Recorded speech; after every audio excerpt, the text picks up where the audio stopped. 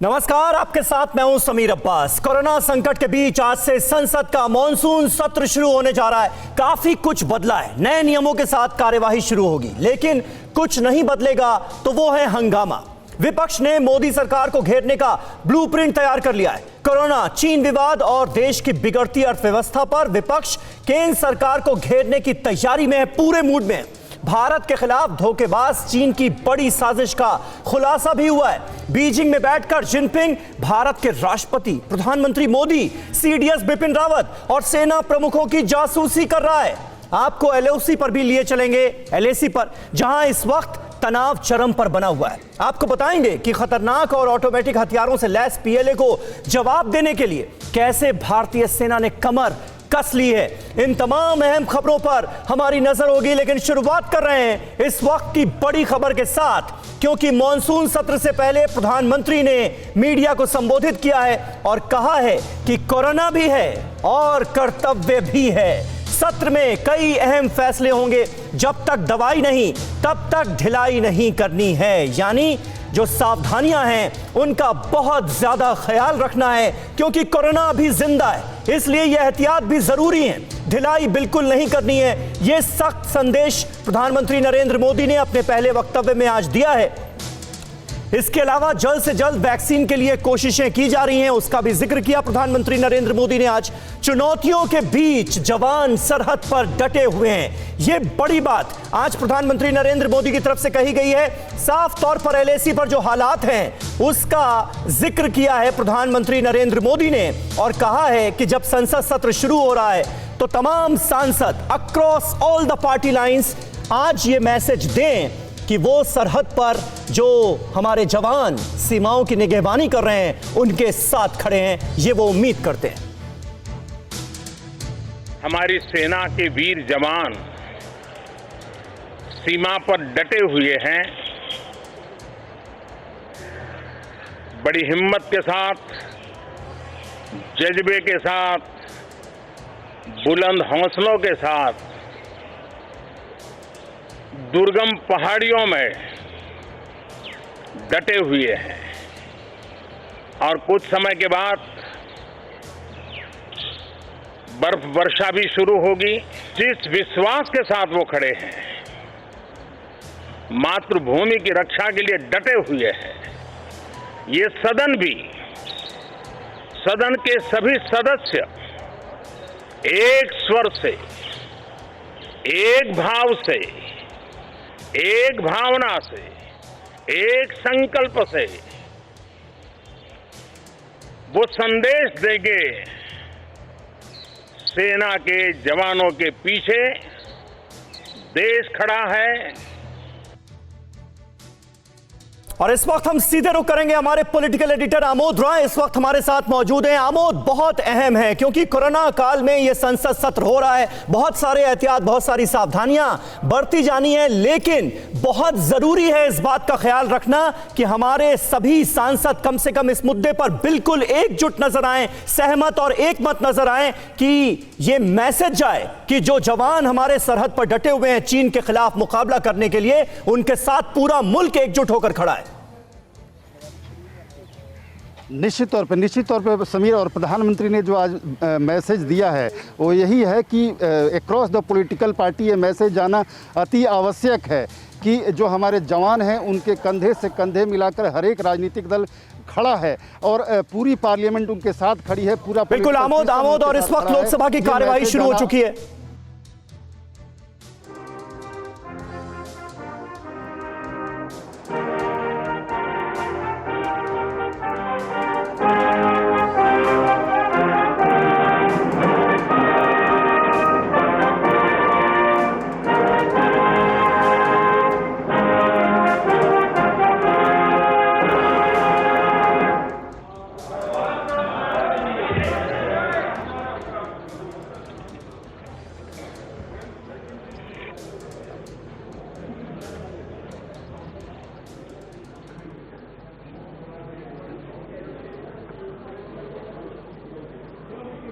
माननीय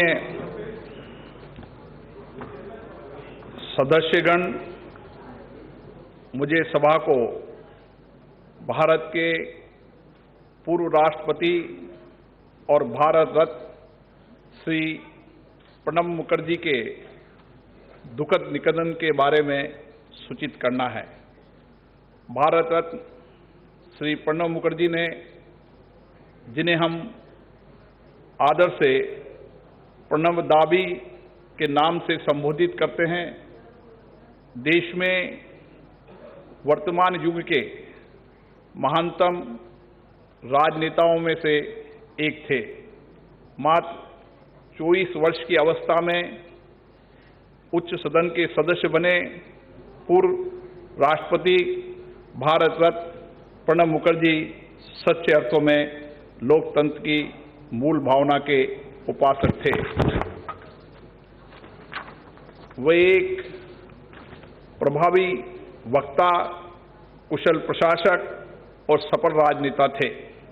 संसदीय परंपराओं और इतिहास के संबंध में उनका ज्ञान और अनुभव अद्वितीय था। विभिन्न पदों पर रहते हुए राष्ट्र सेवा का उनका 5 दशकों से भी अधिक का अनुभव रहा। वे एक लोकप्रिय नेता थे जो अपनी बुद्धिमत्ता, विद्वता, राजनीतिक कौशल के साथ साथ एक उत्कृष्ट वक्ता के रूप में भी जाने जाते थे। प्रत्येक राजनीतिक दल में उनका सम्मान और आदर था। सदन में होने वाली बहसों को वे बहुत महत्व देते थे। संसद के केंद्रीय कक्ष में अपने विधायी भाषण के दौरान उन्होंने सभी पार्टियों के विशिष्ट वक्ताओं का नाम लेकर कहा था कि उनके भाषणों ने उनके व्यक्तित्व को गढ़ने का काम किया। उनका विचार था कि भारत का संविधान मात्र एक कानूनी दस्तावेज नहीं है, बल्कि देश के सामाजिक आर्थिक परिवर्तन के लिए मैग्ना कार्टा के समान है। अपने लंबे राजनीतिक जीवन में स्वर्गीय प्रणब मुखर्जी ने देश के राजनीतिक घटनाक्रमों का अवलोकन ही नहीं किया, बल्कि उसमें सक्रिय भूमिका भी निभाई। कालांतर में अपने दीर्घ अनुभवों, विशद ज्ञान को उन्होंने पुस्तक के माध्यम से हमारे साथ साझा किया। ये पुस्तकें वर्तमान भारत के राजनीतिक और आर्थिक इतिहास के दस्तावेज हैं। लोकतंत्र, संविधान और राजनीति को लेकर साझा किए गए उनके विचार आने वाले समय में हमें मार्गदर्शन करेंगे। श्री प्रणब मुखर्जी का निधन नई दिल्ली में 31 अगस्त 2020 को 84 वर्ष की आयु में हुआ। माननीय सदस्यगण, मुझे सभा को अपने साथी श्री एच बसंत कुमार और विख्यात गायक पंडित जसराज तथा 13 पूर्व संसद सदस्यों की दुखद मृत्यु के बारे में भी सूचित करना है। श्री एच बसंत कुमार तमिलनाडु के कन्याकुमारी संसदीय क्षेत्र में वर्तमान सदस्य थे। श्री एच बसंत कुमार रसायन उर्वरक संबंधी संसदीय स्थायी समिति के सदस्य थे। इससे पूर्व वह 2 कार्यकाल के लिए तमिलनाडु विधानसभा के सदस्य भी रहे। श्री एच बसंत कुमार का निधन तमिलनाडु के चेन्नई में 28 अगस्त 2020 को 70 वर्ष की आयु में हुआ। पंडित जसराज जी एक सुप्रसिद्ध शास्त्रीय गायक और भारत में लब्ध प्रतिष्ठित सांस्कृतिक दूतों में से एक थे। पंडित जसराज ने हिंदुस्तानी शास्त्रीय संगीत को अपने स्वर के माध्यम से पूरे विश्व में पहुंचाने के लिए अपना जीवन समर्पित कर दिया। पंडित जसराज को हिंदुस्तानी शास्त्रीय संगीत में उनके योगदान के लिए वर्ष 1975 में पद्मश्री, वर्ष 1990 में पद्म भूषण, वर्ष 2000 में पद्म विभूषण पुरस्कार दिया गया। साथ ही भारत सरकार ने उन्हें संगीत नाटक अकादमी पुरस्कार से भी विभूषित किया। पंडित जसराज का निधन 90 वर्ष की आयु में संयुक्त राज्य अमेरिका के न्यू जर्सी में 17 अगस्त 2020 को हुआ। श्री गुरदास सिंह बादल पंजाब के फजिल्का संसदीय निर्वाचन क्षेत्र से 5वीं लोकसभा के सदस्य थे। श्री गुरदास सिंह बादल वर्ष 1967 से 1969 तक पंजाब विधान परिषद के सदस्य थे। श्री गुरदास सिंह बादल का निधन पंजाब के मोहाली में 15 मई 2020 को 88 वर्ष की आयु में हुआ। डॉक्टर नेपाल सिंह सोली लोकसभा के सदस्य थे, जो उत्तर प्रदेश के रामपुर संसदीय निर्वाचन क्षेत्र का प्रतिनिधित्व करते थे। वह नियम समिति, मानव संसाधन विकास संबंधी समिति, अन्य पिछड़े वर्गों के कल्याण संबंधी समिति के सदस्य रहे। इससे पूर्व डॉक्टर नेपाल सिंह उत्तर प्रदेश विधान परिषद में 5 कार्यकाल के लिए सदस्य थे और उन्होंने उत्तर प्रदेश सरकार में माध्यमिक शिक्षा और भाषा मंत्री के रूप में कार्य किया। वे उत्तर प्रदेश विधान परिषद में विपक्ष के नेता थे। डॉक्टर नेपाल सिंह का निधन उत्तर प्रदेश के मुरादाबाद में 22 मई 2020 को 79 वर्ष की आयु में हुआ। श्री अजीत जोगी 12वीं लोकसभा के सदस्य थे, जिन्होंने मध्य प्रदेश के रायगढ़ संसदीय निर्वाचन क्षेत्र का प्रतिनिधित्व किया। 14वीं लोकसभा में छत्तीसगढ़ के महासमुंद संसदीय निर्वाचन क्षेत्र का प्रतिनिधित्व किया। श्री अजीत जोगी 2 कार्यकाल के लिए राज्यसभा के सदस्य रहे तथा राज्यसभा की उपसभापति तालिका के सदस्य थे। श्री जोगी विज्ञान प्रौद्योगिकी संबंधी समिति तथा पर्यावरण वन संबंधी समिति के सभापति थे तथा कई संसदीय समितियों के सदस्य भी रहे। श्री अजीत जोगी छत्तीसगढ़ विधानसभा के वर्तमान सदस्य थे तथा वे वर्ष 2000 से 2003 तक नवनिर्मित राज्य छत्तीसगढ़ के पहले मुख्यमंत्री थे। वो 4 कार्यकाल के लिए छत्तीसगढ़ विधानसभा के सदस्य भी रहे। श्री अजीत जोगी जी का निधन छत्तीसगढ़ के रायपुर में 29 मई 2020 को 74 वर्ष की आयु में हुआ। श्री पी तो लोकसभा में सेशन की शुरुआत हो चुकी है। अब से लेकर 18 दिनों तक संसद के सत्र लगातार कंटिन्यूअसली चलेंगे। शनिवार और रविवार को भी छुट्टी नहीं होगी। देखिए, हमारे साथ तमाम खास मेहमानों का बड़ा पैनल इस वक्त जुड़ चुका है। उनसे आपका तारुफ करा दें। आज हमारे साथ लेफ्टिनेंट जनरल गुरमीत सिंह सीधे LAC से लाइव मौजूद है। हमारे सहयोगी अभिषेक उपाध्याय के पास पहुंच गए हैं। सर, स्वागत है आपका बहुत बहुत। अभिषेक उपाध्याय लगातार LAC पर डटे हुए हैं और स्क्वाड्रन लीडर वर्लिन पवार भी आज उनके साथ मौजूद हैं। और अशोक वानखेड़े साहब हमारे साथ जुड़ रहे हैं। संसद का सत्र बहुत हंगामेदार रहना जो है वो ऐसा लग रहा है, इसके साफ संकेत मिल रहे हैं, उस पर हम इनसे बात करेंगे। साथ ही अशोक सज्जनहार साहब हमारे साथ मौजूद हैं, फॉर्मर डिप्लोमेट हैं, आप सब इनसे वाकिफ हैं। और हमारे साथ प्रोफेसर राजन कुमार साहब भी मौजूद हैं। साथ ही हमारे तमाम संवाददाता मनीष झा हमारे साथ मौजूद हैं और हमारे पॉलिटिकल एडिटर आमोद राय लगातार हमारे साथ मौजूद हैं। और संसद के सत्र की शुरुआत हो चुकी है। कोरोना काल है, 47 बिल और अध्यादेश हैं जिन पर चर्चा होनी है। लेकिन निश्चित तौर पर LAC का जो मुद्दा है, चीन के साथ जो टकराव का मुद्दा है, वो भी संसद में हावी रहने की उम्मीद है। अभिषेक उपाध्याय, सीधे मैं आपके पास आऊंगा। अब से थोड़ी देर पहले प्रधानमंत्री नरेंद्र मोदी ने एक बड़ा खास मैसेज दिया है, हौसला अफजाई की है सरहद पर तैनात हमारे जवानों की। सबसे पहले वो सुन लेते हैं, उसके बाद सीधे मैं आपके पास आ रहा हूं LAC। हमारी सेना के वीर जवान सीमा पर डटे हुए हैं। बड़ी हिम्मत के साथ, जज्बे के साथ, बुलंद हौसलों के साथ दुर्गम पहाड़ियों में डटे हुए हैं। और कुछ समय के बाद बर्फ वर्षा भी शुरू होगी। जिस विश्वास के साथ वो खड़े हैं, मातृभूमि की रक्षा के लिए डटे हुए हैं, ये सदन भी, सदन के सभी सदस्य एक स्वर से, एक भाव से, एक भावना से, एक संकल्प से वो संदेश देंगे, सेना के जवानों के पीछे देश खड़ा है।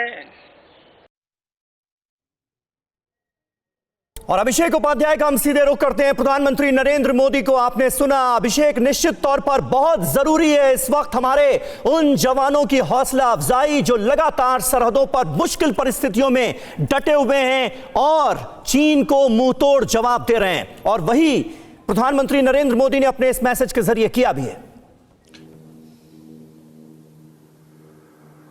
ये प्रधानमंत्री नरेंद्र मोदी ने बहुत बड़ा संदेश दिया है, उनकी बात को ध्यान से सुनिए। वो ये कह रहे हैं कि हमारे जवान डटे हुए हैं, पहली बात। दूसरी बात, वो बर्फबारी यहां पर जिस तरह से ठंड बढ़ रही है उसका भी हवाला दे रहे हैं। बहुत ही क्लियर संदेश है कि हमारे जवान यहां डटे रहने वाले हैं। जो बार बार चीन कह रहा है, जो ग्लोबल टाइम्स कह रहा है कि सर्दियां बढ़ रही हैं, पीछे जाना पड़ेगा, आप नहीं टिक पाएंगे, तो सबसे सर्वोच्च स्तर से बहुत ही साफ संदेश है। और ये संदेश सीधा चीन की प्रोपेगेंडा मशीनरी को जाता है कि हमारे जवान डटे रहेंगे, बर्फबारी हो, माइनस टेंपरेचर हो, हमारे जवान उसके लिए पूरी तरह से तैयार हैं। और बहुत फर्क पड़ता है। प्रधानमंत्री जब ये बात कहते हैं, तो मैं जहां पर हूं लद्दाख में LAC पर 1547 किलोमीटर पर बहुत फर्क पड़ता है। प्रधानमंत्री यहां पर आ भी चुके हैं, तो ये जो है हौसलों को शिखर पे पहुंचा देता है। और इसी से जुड़ा हुआ मुद्दा ये भी है कि रूल्स ऑफ एंगेजमेंट बदल चुके हैं। जिस तरह से लिबर्टी है, जिस तरह से खुले हाथ उनको दिया गया है यहाँ के जवानों को, इस सबका सीधा सरोकार प्रधानमंत्री के संदेश से है, उनकी सोच से है। और आप ये जो राजनीतिक नेतृत्व है, उसकी जो सोच है, उसकी जो विचारधारा है, वो सीधे तौर पर LAC पर भारतीय जवानों के हिम्मत पर, हौसले पर और उनकी प्रीएम्प्टिव स्ट्राइक में, उनके एग्रेसिव रुख में साफ तौर पर नजर आ रही है। बिल्कुल बिल्कुल। हमारे साथ अशोक वानखेड़े साहब मौजूद हैं। वानखेड़े साहब, इस बार देखिए बड़ी विपरीत परिस्थितियों में संसद का सत्र हो रहा है, प्रश्नकाल नहीं है, शून्यकाल की अवधि भी जो है वो 30 मिनट तक सिर्फ कर दी गई है। लेकिन उसके बावजूद भी, क्योंकि विपक्ष लगातार इस मुद्दे पर हावी रहा है कि LAC पर जो कुछ हो रहा है सरकार की तरफ से पूरा सच बताया नहीं जा रहा है, कितना हंगामेदार यह सत्र रहने के आसार हैं आपको? देखिए, चाइना को लेके सरकार को घेरने का प्रयास तो जरूर करेंगे, लेकिन मुझे लगता है कि जो चाइना पे पोजीशन आज से मार्च अप्रैल में जो सरकार की थी और उसके बाद लगातार जो सरकार बात करती आ रही है, डिफेंस मिनिस्टर ने कहा कि कुछ ज़मीन पे अतिक्रमण हुआ है, उसका बिल्कुल झगड़ा है, फिंगर पॉइंट 4 से आगे फिंगर पॉइंट 8 तक पीछे करने की जगह है। उसके एवज में भारत सरकार ने कई ऐसे जगह पे हमारी फौजों ने पोजीशन ली है या कैप्चर की है जहां चीन बहुत अनकंफर्टेबल है। वैसा देखा जाए तो आज हम प्लस में हैं। लेकिन आज का ये जो पार्लियामेंट का जो सेशन है, एक संदेश देगा दुनिया को। यहाँ सिर्फ फौजें ही नहीं, इस देश का पूरा प्रजातंत्र, इस देश के 135 करोड़ लोग, उनके नुमाइंदे आज सेना के साथ खड़े हैं। और चीन ये ना समझे कि कहीं भारत में कोई डिवाइड एंड रूल वाला पॉलिसी है। भारत एकजुट होकर जब चीन का सवाल आता है तो मुझे लगता है विपक्ष घेरे जरूर, लेकिन जो पार्लियामेंट से सुर निकलेगा वो वही निकलेगा कि चीन को किसी भी हालत में पॉइंट 8 तक खदेड़ा जाए और जो कब्जा हमने किया है, जो हमारा नैतिक अधिकार है, वह हम डटे रहे। और शायद चीन पहली बार जीवन में बैकफुट पे आया। 1962 से लेकर आज तक पहली बार हमने LOC पे हिंसा भी देखी। हमने हमारे 21 जवान खोए हैं, तो वहाँ 40 से लेकर 60 तक आंकड़ा हो सकता है ज़्यादा भी हो। चाइना ने भी खोए हैं। आज चाइना भी परेशान है, अपने लोगों को उनको भी जवाब देना है।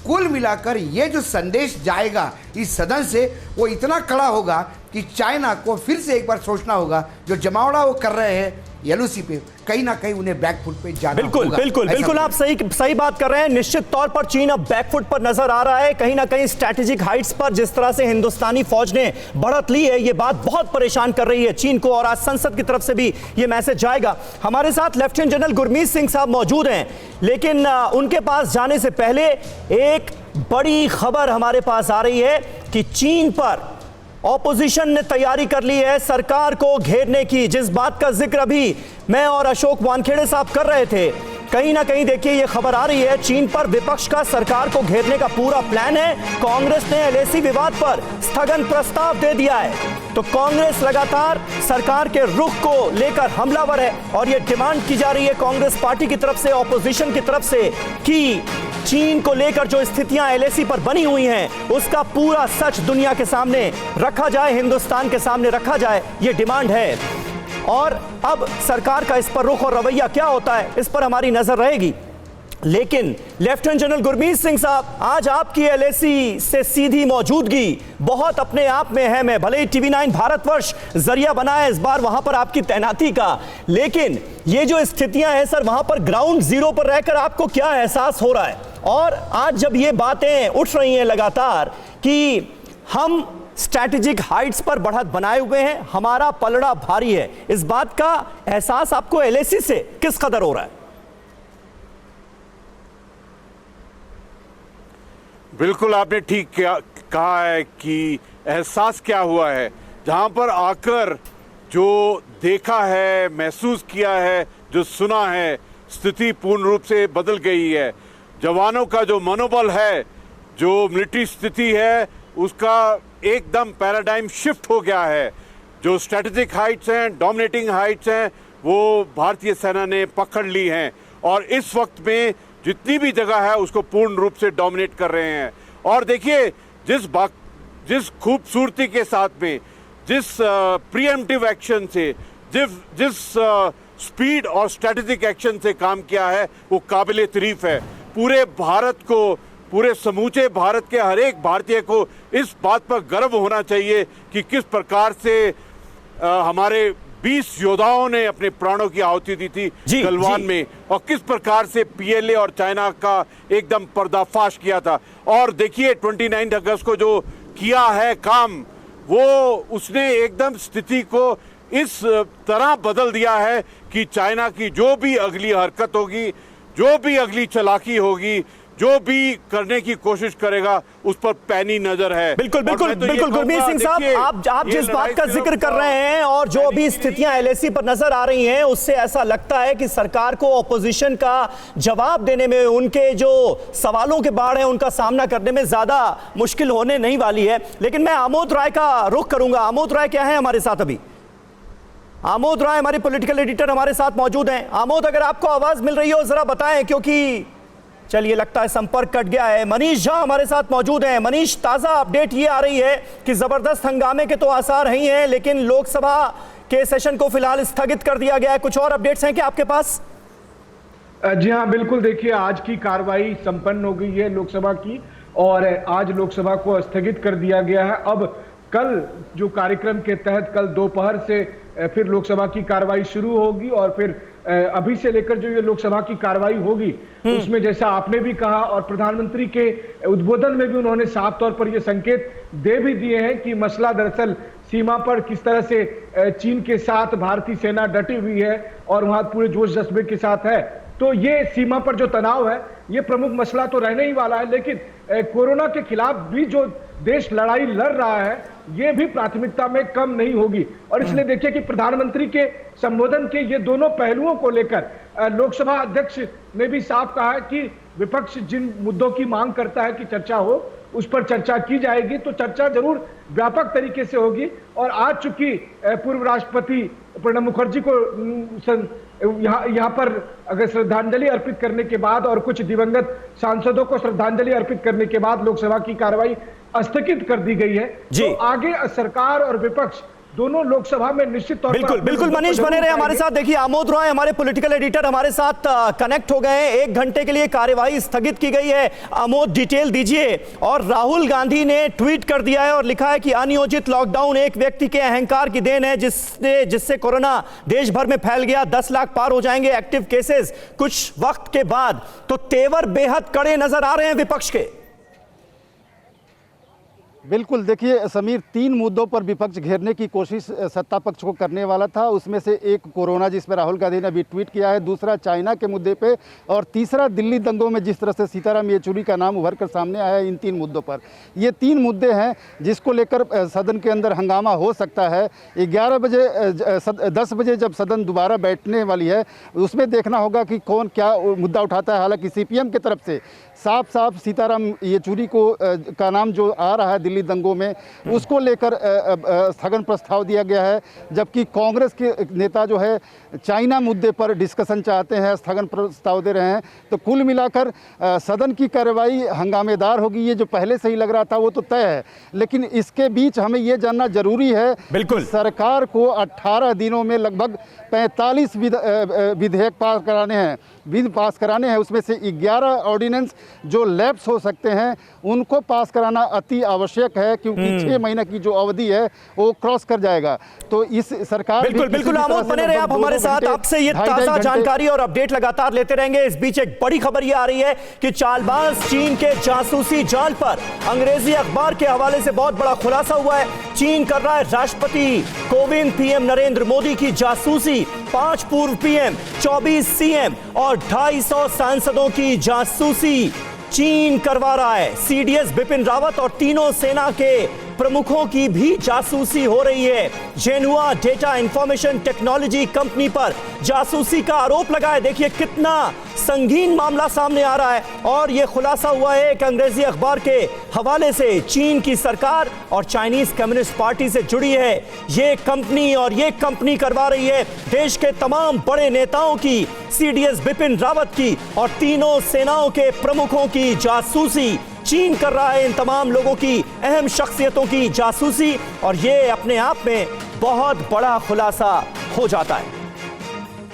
एक और बड़ी खबर यह है कि भारत के खिलाफ चीन की बड़ी साजिश का खुलासा हुआ है। 10,000 से ज्यादा लोगों की जासूसी करवा रहा है चीन। देखिए लिस्ट कितनी लंबी है, फहरिस्त कितनी बड़ी होती जा रही है। 10,000 से ज्यादा लोगों की जासूसी की खबर है। सोनिया गांधी, सीएम ममता बनर्जी, अशोक गहलोत जो कि राजस्थान के मुख्यमंत्री हैं, उनकी भी जासूसी हो रही है। कैप्टन अमरिंदर सिंह पंजाब के सीएम, महाराष्ट्र के सीएम उद्धव ठाकरे, शिवराज सिंह चौहान मध्य प्रदेश के सीएम, इनकी भी जासूसी करवाई जा रही है। राजनाथ सिंह और रविशंकर प्रसाद की जासूसी भी करवा रहा है चीन। ये निश्चित तौर पर चौंकाने वाली खबर है। एक और बड़ी ब्रेकिंग न्यूज इसी खबर से जुड़ी, सीजेआई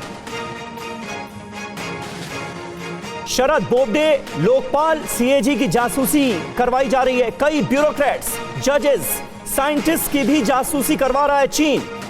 तो जासूसी के खेल में वैसे ही माहिर माना जाता है चीन को। और अब ये जो खबर आई है निश्चित तौर पर यह चिंताजनक भी है, बेहद गंभीर भी है। 15 पूर्व सेना प्रमुख, शिक्षाविद और पत्रकारों की भी जासूसी करवा रहा है चीन। उद्योगपति, एक्टर्स और बड़े खिलाड़ियों की भी जासूसी हो रही है। तो आइए इस बड़ी खबर के लिए एक बार फिर हम रुख करते हैं अपनी इंफॉर्मेशन वॉल का और आपको बताने की कोशिश करते हैं कि आखिर इस खबर की अहमियत क्या है।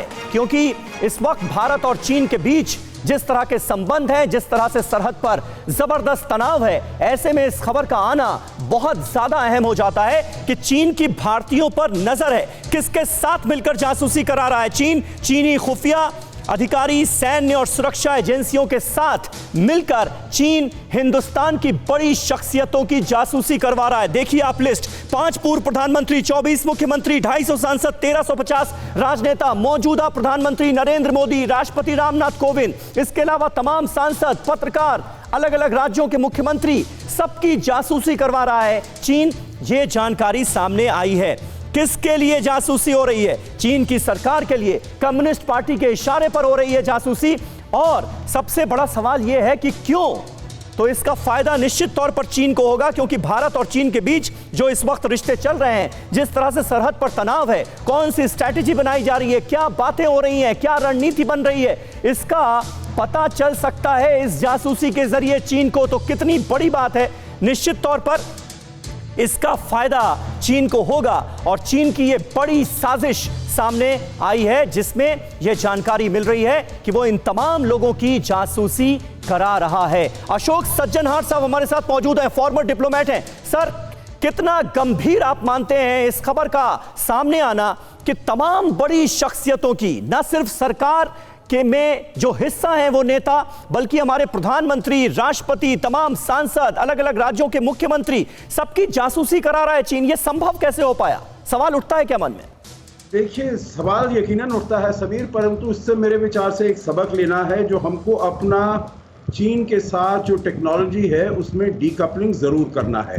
देखिए, जब हमने 59 ऐप्स को बैन किया, उसके बाद 118 ऐप्स को बैन किया वगैरह, हमने यही कहा जो हमारी सिक्योरिटी और टेरिटोरियल इंटेग्रिटी पर, क्योंकि चीन स्पाइंग कर रहा है इसीलिए इसका असर पड़ रहा है, इसीलिए हम इसको अपने यहाँ से बैन कर रहे हैं।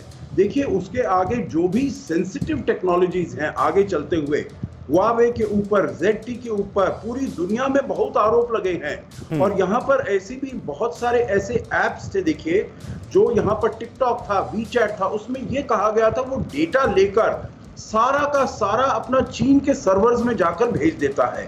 तो इसीलिए भारत को अब ज्यादा चौकन्ना रहना पड़ेगा। पहले जितनी हमारी चौकसी थी वो ठीक है, परंतु अब जब चीन का ये मसला सामने आया है तो हमको और ज्यादा चौकन्ना रहना पड़ेगा।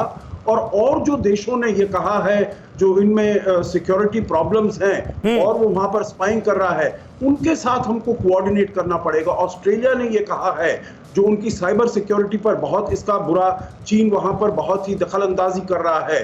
ब्रिटेन ने कहा है, बहुत सारे ऐसे देश हैं जिन्होंने कहा है जो हम टेक्नोलॉजी का अपना चीन के साथ डीकपलिंग कर रहे हैं, उससे हम अपने को दूर कर रहे हैं, उससे हम अपने को अलग कर रहे हैं। तो भारत को भी इसके मामले में बिल्कुल बहुत सोच समझकर इसको आगे काम करना होगा। मेरे विचार से ये बहुत अच्छी चेतावनी आई है हमारे पास, जो ऐसा चीन की हरकत है, परंतु उसका हमें पूरी तरीके से बिल्कुल प्रोफेसर राजन कुमार हमारे साथ मौजूद हैं। सर, अब अगला कदम क्या होना चाहिए इस जानकारी के सामने आने के बाद कि तमाम बड़े नेताओं, अहम शख्सियतों की जासूसी चीन करवा रहा है, और वो भी तब जबकि इस वक्त हमारे संबंध बहुत खराब है। क्या स्ट्रेटेजी बन रही है, क्या बातें हो रही हैं, क्या इसका पता चीन को लग रहा होगा, ये वाकई माना जाए? देखिए, इसमें कोई शक नहीं कि चीन हमेशा से जासूसी करते आया है, केवल भारत का नहीं। वो देखेंगे, अभी कुछ दिन पहले इंफॉर्मेशन आया था कि जो ह्यूस्टन का जो उनका जो काउंसिल था वहां पे, उसको पूरा इसलिए बंद कर दिया अमेरिका ने कि वो पूरा वहां से जासूसी कर रहे थे। 3 तरह की जासूसी करते हैं चीन वाले। एक तो मिलिट्री जो टेक्नोलॉजी है, मिलिट्री हार्डवेयर है और जो आर्मी ऑफिसर्स है। दूसरा जो रिसर्च इंस्टीट्यूट्स है, यूनिवर्सिटीज है, जहाँ पे हाईटेक रिसर्च होते हैं, उसको इमिटेट करके फिर से इनोवेटिव टेक्नोलॉजी में कन्वर्ट करने की कोशिश करते हैं। और फिर भारत चूंकि डेमोक्रेसी है और यहाँ पे डिफरेंट ओपिनियंस के लोग हैं, तो भारत के हर एक तरह के लोग को जासूसी करने की वो कोशिश कर रहे हैं, ताकि उनको ये पता चल सके कि कौन से लोग किस ढंग के की पॉलिसी को सपोर्ट करते हैं, और उस ढंग का फिर प्रोपेगेंडा वो अपने ग्लोबल टाइम्स या जो दूसरे उनके जो चैनल्स हैं उसके माध्यम से यहाँ पे फैलाने की कोशिश करेंगे। अभी जो देखेंगे, जो टेक्नोलॉजी वार चल रहा है अमेरिका और चीन के बीच में, उसका एक प्रमुख कारण यह है कि हुआई का जो टेक्नोलॉजी है उसको माना जाता है कि उससे चीन स्पाई कर सकता है 5G टेक्नोलॉजी के माध्यम से।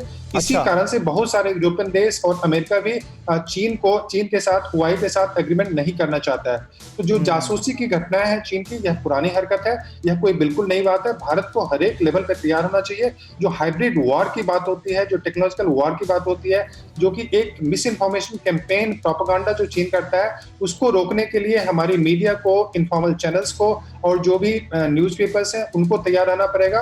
और खासकर जो टेक्नोलॉजी, जो टेलीफोन्स हैं, इसको यूज डिस्टेंस जी, और जो एप्स हैं उसको भी वो नहीं, मैं इस पर अभिषेक का रुख करना चाहूंगा, सीधे LAC लिए चलूंगा। और अभिषेक, मैं चाहूंगा कि आप स्क्वाड्रन लीडर वर्लिन पवार से भी इस बारे में बात करें। इस जानकारी के सामने आने के बाद रणनीतिक लेवल पर क्या कोई बदलाव अब जरूरी हो गया है क्या? बिल्कुल, देखिए दो चीजें हैं। वर्लिन से मैं इस पर बात करूंगा। वर्लिन, जो बात सामने आई है, जिस तरह से चीन की कंपनी भारत में 10,000 बड़े बड़े लोगों को ट्रैक कर रही है, आपको क्या लगता है, एक जो मिस इन्फॉर्मेशन कैंपेन चलता है जिसमें कि देश के भीतर वो माहौल बनाते हैं, ये उसका भी एक ग्राउंड वर्क हो सकता है? अभिषेक, आज का प्रेजेंट सिनेरियो ये है जहाँ पे हमें अपनी सेना के पास कितना एसेट्स है, कितना मनोबल कितना हाई है, उसके साथ साथ इंफॉर्मेशन वॉरफेयर एक बहुत इम्पॉर्टेंट फैक्टर होता है, क्योंकि ये सीधा साइकोलॉजिकली इफेक्ट करता है एक देश पे। जैसे अभी देखिए, ये खबर हमारे पास आई है कि वे 10,000 इन्फ्लुएंशियल लोगों को फॉलो कर रहे हैं और उनके एक्शंस को पूरे निगरानी रख रहे हैं उन पे। It is an psychological effect. So यहीं कहीं ना कहीं हमारी सरकार ने जो उनकी ऐप्स को बैन किया है, और जितना भी सैनिकों के ऊपर ये पाबंदी लगाई गई है कि उनको सोशल ऐप्स में नहीं होना है, उनको व्हाट्सएप को में नहीं होना है, ये उसी का साइन है कि हम भी कहीं ना कहीं उसी के लिए प्रिपेयर कर रहे हैं अपने आप। और उनकी कोशिश इस बात की है कि चीन के भीतर नहीं बल्कि भारत के भीतर भी भारत के खिलाफ माहौल बनाओ। बिल्कुल, वो तो उनका हमेशा से ही रहा है, ये उनका प्रोपेगेंडा रहता है कि वो दूसरे को एक disturbing psychological effect they. But मुझे लगता है कि हमारा जैसे डिफेंस की तरफ हमारा इतना रुझान है और हम इतना डिफेंस एसेट्स को इकट्ठा कर रहे हैं, उसके साथ साथ अब इंडिया को अपने information warfare and information technology के ऊपर भी ध्यान, बड़ी अहम बात वर्लन कह रही है कि इंफॉर्मेशन वॉरफेयर पर उतना ही ध्यान देना चाहिए। जी जी बिल्कुल बिल्कुल। अभिषेक बने रहे आप हमारे साथ। एक और ब्रेकिंग न्यूज हमारे पास आ रही है। नो फायरिंग जोन में पीएलए ने तैनात कर दिए हैं अपने जवान। खतरनाक और ऑटोमेटिक हथियारों से लैस हैं पीएलए के जवान। चीन के नए एयर डिफेंस सिस्टम को एलएसी के करीब लाया गया है। पीएलए के अफसर फॉरवर्ड एरिया में दौरा कर रहे हैं। ईस्ट लद्दाख में शेल्टर बनाने की जुगत में है चीन। ये इस वक्त की बड़ी खबर है। फॉरवर्ड एरिया में पीएलए के जवान, चीनी सेना के जवान जम गए हैं। पूर्वी लद्दाख में चीनी सेना का जबरदस्त जमावड़ा नजर आ रहा है। और खास बात यह है कि नो फायरिंग जोन में भी पीएलए ने अपने जवान तैनात कर दिए हैं। खतरनाक और ऑटोमेटिक हथियारों से लैस हैं ये जवान। और एक और बड़ी खबर आपको दे दें, पाकिस्तान से जुड़ी है यह खबर। पाकिस्तान के बड़े नेता का चीन पर बड़ा खुलासा सामने आया है। पीएलए ने खूंखार अपराधी एलएसी पर तैनात किए हैं। सिंध के बड़े नेता शफी बुरफत के ट्वीट से यह खुलासा हुआ है। वो ये कह रहे हैं कि सजायाफ्ता कैदियों को भी एलएसी पर तैनात किया गया है। खूंखार अपराधियों को तैनात किया जा रहा है। चीन ने कैदियों को पीएलए की ड्रेस पहनाई है ताकि वो आर्मी के जवान नजर आएं। ये बड़ी जानकारी निकलकर सामने आ रही है पाकिस्तान के एक बड़े नेता के ट्वीट के हवाले से। अभिषेक उपाध्याय, इस बारे में और क्या जानकारी, क्या अपडेट? खतरनाक मिलिशिया के जवान जो हैं वो मौजूद हैं एलएसी पर। इससे पहले ये खबर आ चुकी है, लेकिन अब इस खबर का सामने आना कि खूंखार अपराधियों को, आतंकवादियों को सेना की वर्दी में तैनात किया जा रहा है एलएसी पर। देखिए, ये बात एकदम समझ चुका है चीन भी और पाकिस्तान भी कि वो लड़ाई की स्थिति में नहीं रह गए हैं। जिस तरह से जवाब मिल रहा है तो अब यही तरीके हैं आतंकवादियों को अंदर भेजने की कोशिश करना, जो कैदी हैं उनको वर्दियां पहना करके अंदर भेजने की कोशिश करना, और ये पूरी की पूरी डीस्टेबलाइज करने की, डिस्टर्ब करने की तकनीक है और फ्रंट खोलने की तकनीक है। क्योंकि एलएसी पर जहां पर हम हैं, यहां हम बहुत भारी पड़ रहे हैं। जो लेफ्टिनेंट जनरल गुरमीत सिंह अभी बता भी रहे थे कि स्ट्रेटेजिक हाइट्स हमारे कब्जे में है, तो दूसरा फ्रंट खोलो। और दूसरा फ्रंट कौन खोलेगा? अगर वो पकड़े गए तो वहां के वो पाकिस्तान के जवान नहीं है, अधिकारी नहीं है, वो सजायाफ्ता कैदी हैं, उनका जो पूरी जिम्मेदारी है वो स्टेट से अलग कर दी जाएगी। तो एक बड़े गेम प्लान का हिस्सा है ये सब। समीर, और हमारे साथ क्योंकि लेफ्टिनेंट जनरल गुरमीत सिंह साहब मौजूद हैं। सर, आपका एक्सपीरियंस क्या कहता है? अपनी सर्विस लाइफ में इस तरह की बातें आपने कभी सुनी क्या? क्योंकि अभी ये जो जानकारियां चीन के बारे में हमारे पास आ रही हैं, इससे तो ऐसा लग रहा है कि पाकिस्तान और चीन की फितरत इस मामले में बिल्कुल एक जैसी है।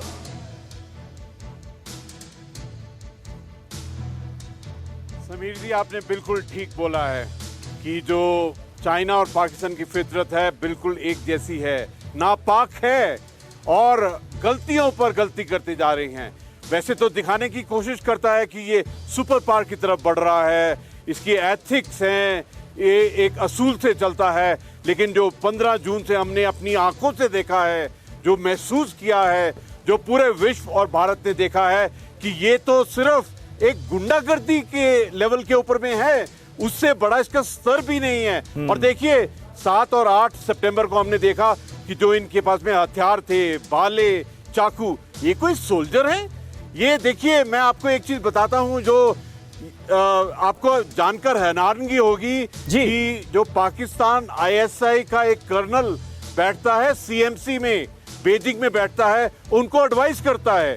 तो ये तो दोनों ही गुंडागर्दी और इस निचली स्तर के सोच, नापाक सोच के एक दूसरे का गठबंधन है, और ये तो हम सब देख रहे हैं। और मैं एक चीज बताना चाहता हूं आपको कि जिस स्तर पर भारतीय सेना है, जो स्थिति यहां पर है, जो हमने महसूस किया है, जो देखा है, इनकी वो दुर्गति होगी, इनकी उल्टी गिनती एक्चुअली शुरू हो गई है।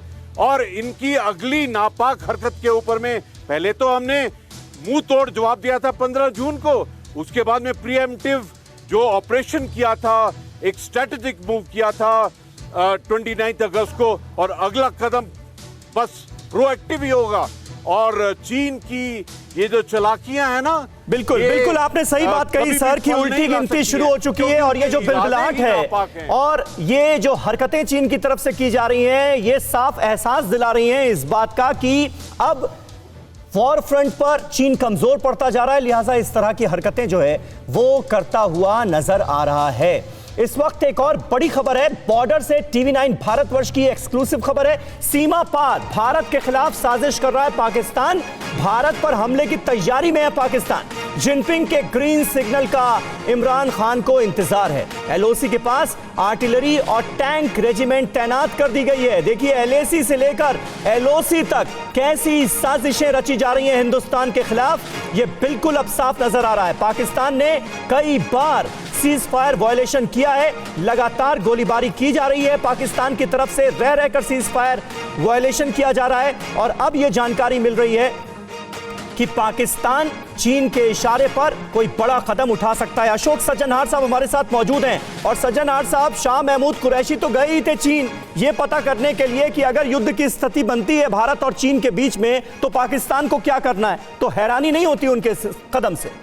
नहीं, मेरे विचार से देखिए हमको बिल्कुल हैरानी इसके बारे में नहीं होनी चाहिए। हम हमारे यहाँ से तो बहुत स्तर पर, चाहे चीफ ऑफ डिफेंस स्टाफ हो, चाहे आर्मी चीफ हो, चाहे एयर चीफ हो, सब ने कहा है जो यहाँ से दो फ्रंट वॉर होने के अब आसार ज्यादा नजर आ रहे हैं और हम पूरी तरीके से तैयार हैं। तो ये तो पाकिस्तान तो बिल्कुल इसका इंतजार कर रहा हो। देखिए शाह महमूद कुरैशी जब हाइनान से लौटे थे वांगी से मिलकर, उन्होंने कहा था हमारी जो वार्ता हुई है very important decisions have been taken, और मुझे तभी से मालूम चल गया था जो ये उनका बिल्कुल जो कैसे वो दोनों देश, दोनों की आर्मी एक सिनर्जी में भारत के विरुद्ध काम कर सकती है, उसी के बारे में उनके दोनों के बीच में बातचीत हुई होगी।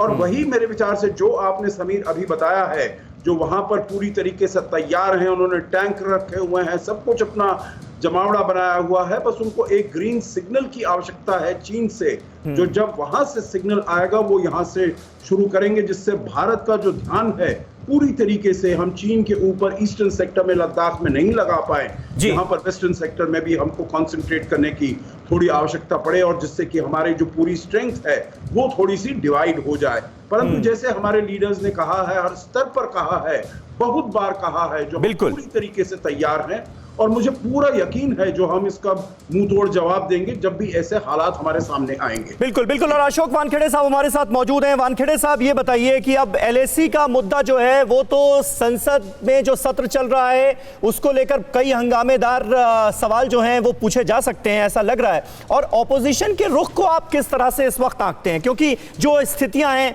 उसकी तरफ से, सरकार की तरफ से भी कुछ बयान आता है, कुछ सेना की तरफ से आए, आपको लगता है कि अभी भी स्थितियां क्लियर नहीं है?